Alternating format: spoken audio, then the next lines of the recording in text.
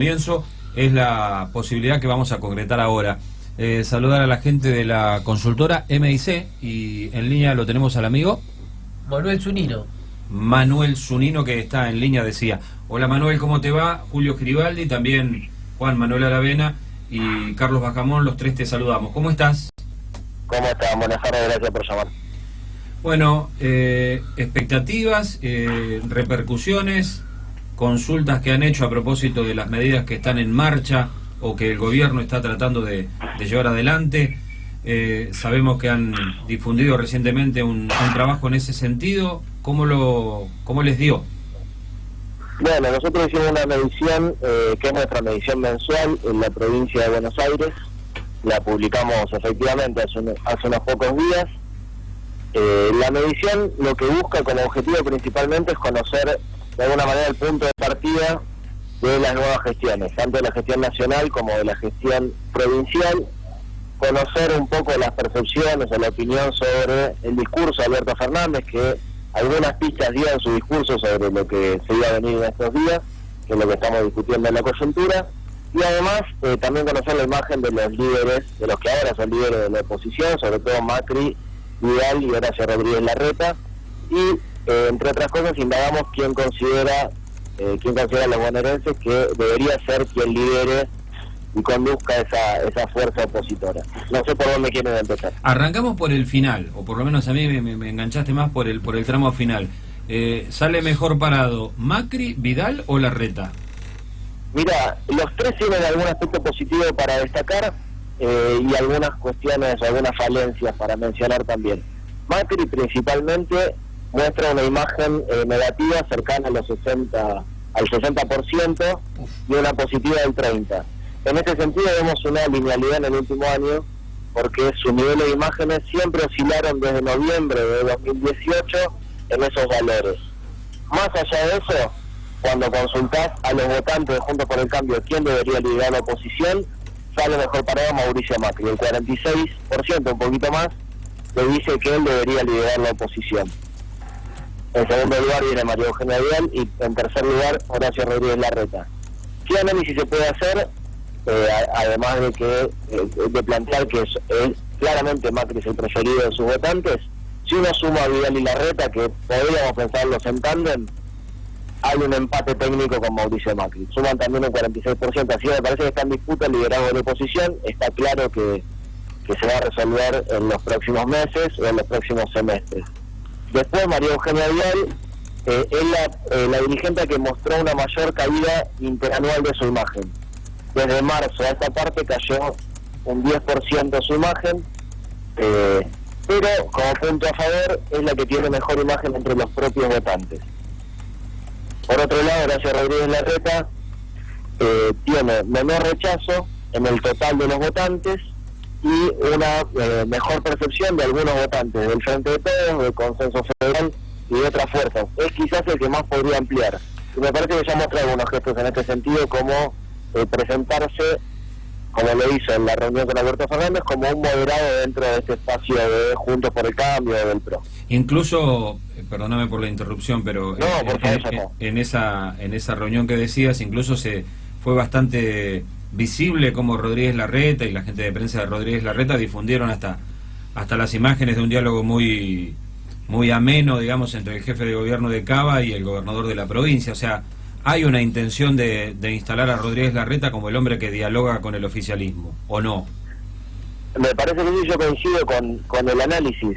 Si uno ve la postura de los principales líderes de la oposición, allá la escuchamos a Bullrich decir algo muy fuerte, y a otros dirigentes, ¿no?, que se muestran como con posturas muy... Los duros. Muy duras, sí, muy duras, digamos. El único que no se presenta de esa forma es Horacio Rodríguez Larreta y bueno, María Eugenia Vidal, que está un poco apagada, con poca presencia mediática. ¿Vidal es la gran perdedora? Sí, eso no hay duda. Fue la principal perdedora, mucho más incluso que Macri. De hecho, lo demostró en el último tramo de la campaña. Después de las PASO, Macri hizo todo lo posible para remontar, sabiendo de todas maneras que no iba a ganar, pero lo logró. María Eugenia Vidal, como no tenía ninguna chance y evidentemente no quiso jugar a favor de Mauricio Macri, medio que hizo la plancha en el último tramo de la campaña, digamos, después de las PASO y antes del 27 de octubre.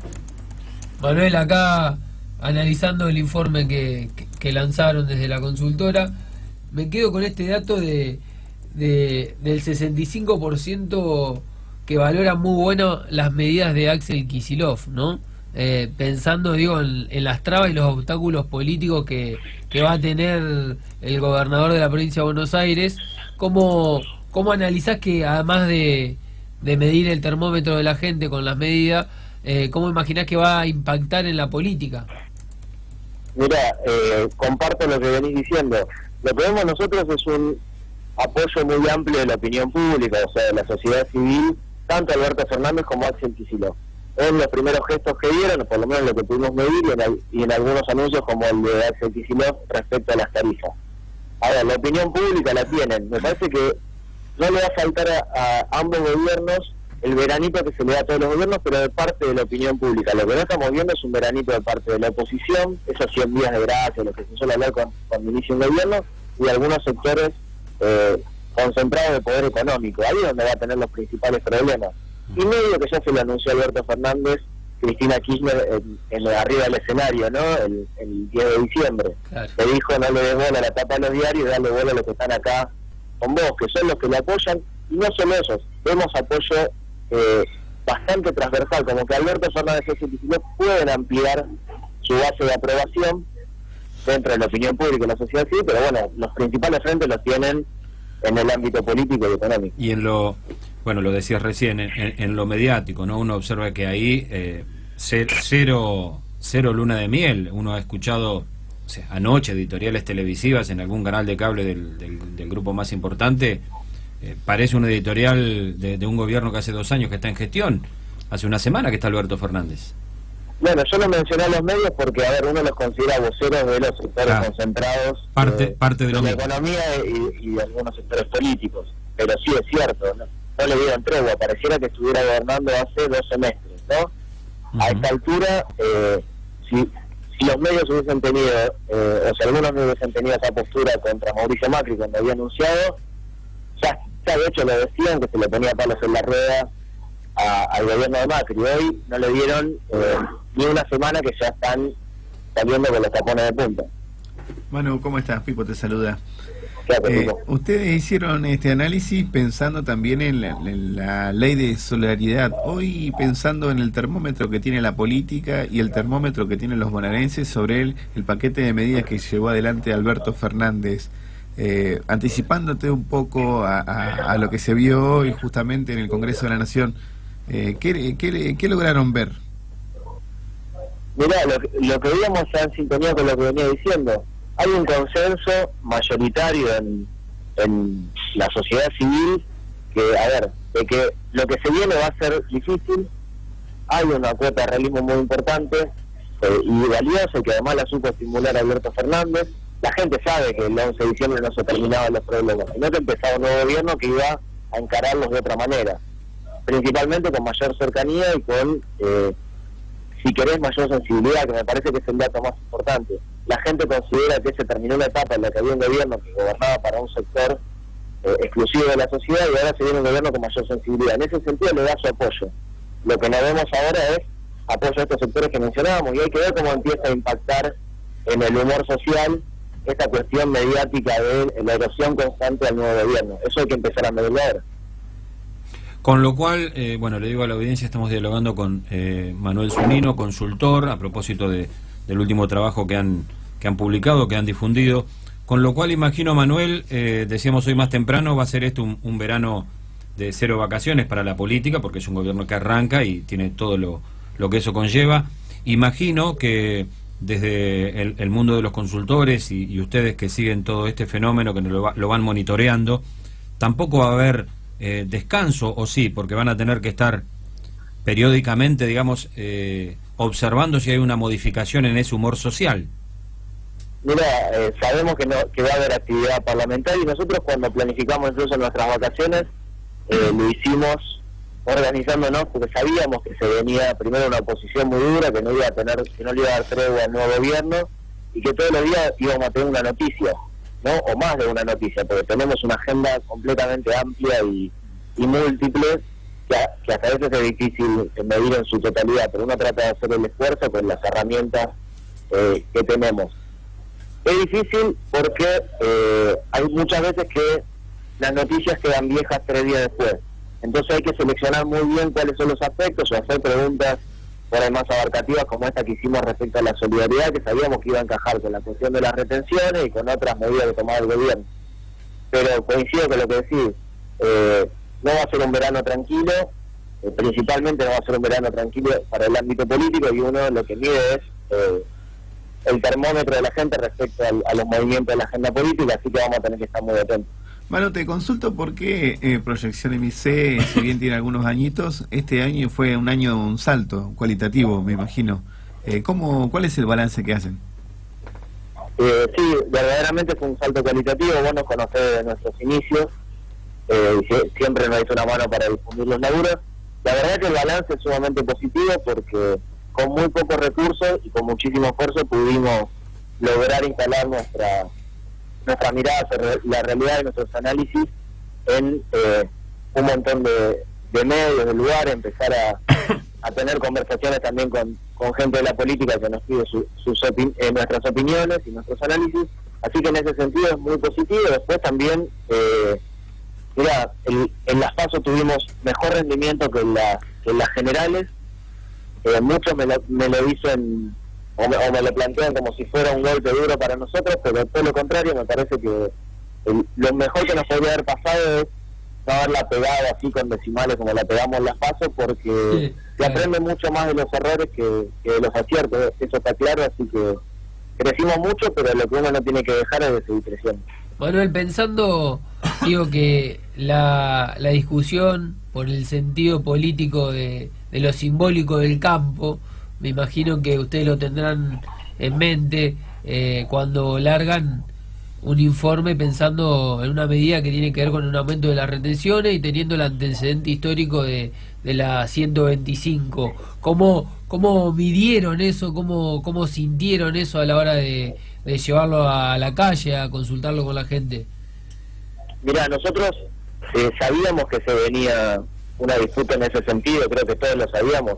De hecho, todo lo que está haciendo Alberto Fernández de alguna manera se fue anunciando durante la campaña e incluso después del 27 de octubre, así que los que se hacen los sorprendidos me parece que están construyendo una puesta en escena. Nadie puede dudar de que esto era lo que más o menos lo que iba a pasar, obviamente con algunas sorpresas propias de la coyuntura política. Nosotros, por eso te decía, tratamos de sobre todo captar esta cuestión de la solidaridad, que es como el valor que venía vehiculizando Alberto Fernández y su entorno, y que es el valor en el que se asientan la mayor parte de las medidas que está tomando. Después tendremos que ver cómo trabajar específicamente cada una de las cuestiones en la medida de nuestras posibilidades, y obviamente no sé si te referís a la cuestión semántica, pero consideramos que es muy importante, ¿no? Porque todas esas formas de denominar la realidad de los actores sociales tienen una carga muy fuerte. Por ejemplo, cuando hablamos del campo sabemos que todos los productores agropecuarios no representan lo mismo, y eso uno también trata de, con sus análisis y con lo que puede aportar en la discusión pública, hacer algo que valga la pena y que no genere mayor confusión. No sé si me expliquen. Sí, te lo consulto principalmente porque no sé si recordás que en el 2008 los grandes grupos mediáticos instalaron esta cuestión de el campo somos todo con este eslogan y convencieron a los pequeños y medianos productores de ir a una batalla que en realidad solamente era para defender los intereses de los grandes oligopolios y de los pools de siembra. Por eso era mi pregunta, y que generó un efecto muy grande en la sociedad argentina porque hubo mucho apoyo. Fueron 100 días de paro de un lockout patronal. Sí, me parece que también, está esa experiencia y está la experiencia de la política de los últimos años del gobierno de Cristina Kirchner, en los que estas medidas como las retenciones se pudieron generar de una manera segmentada. Claro. Me parece que el trabajo es un trabajo de la política, de tratar de no construir un enemigo en bloque y un enemigo tan repentino y sin necesidad, porque me parece que es una batalla que no es necesario dar en este momento, por lo menos. y en todo caso nosotros trataremos de reflejar cómo se va construyendo la opinión de la gente, obviamente en una simbiosis entre lo que hace la agenda pública y lo que hace la agenda política y la agenda mediática. Manuel, y desde tu experiencia y siguiendo en la línea de esto que estamos hablando de cómo impacta el tema de la actualización de las retenciones y demás, ¿considerás que la opinión pública, digamos, ha logrado, tantos años después, ahora que se reinstala el tema, comprender esa diferenciación y no consumir ese eslogan del campo somos todos? ¿Estamos mejor en ese aspecto como sociedad? Mira, no te lo podría asegurar. Me parece que lo que está claro es que una parte importante de nuestros políticos y políticas sí lo entendió, y de comunicadores y comunicadoras también, y eso es un montón, porque en todo caso son los que forman la opinión o los que inciden muchísimo en la formación de opinión. Después, una vez que sí se desarrolla el conflicto, porque todavía no está claro que se vaya a desarrollar, y esperemos que no sea así, uno tendrá que ver cómo va de alguna manera moviéndose ese flujo de opinión. Manuel, te agradecemos y felicidades en el cierre de año y que sea un buen 2020. Bueno, le deseo lo mismo a ustedes, gracias por el llamado, un abrazo especialmente a Pipo y al resto. Un abrazo grande.